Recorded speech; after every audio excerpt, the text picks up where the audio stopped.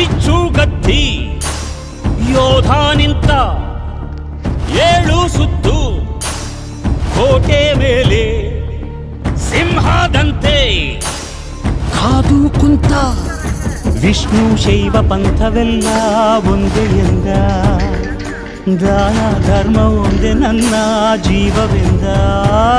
ಕುಲ ಮತಗಳನ್ನು ಸಮ ಎಂದವನು ನೆಲ ಜಲಗಳನ್ನು ಉಸಿರೆಂದವನು ಹೊಸ ಚರಿತೆಯ ಬರೆದನು ಕೆಂಪೇಗೌಡ ರಣ ಕಲಿಯುವನು ರಣ ಹುಲಿಯುವನು ರಣ ಪಡೆಗಳಿಗೆ ಅಧಿಪತಿಯವನು ಯುಗ ಧರ್ಮೋದ್ಧಾರಕ ಕೆಂಪೇಗೌಡ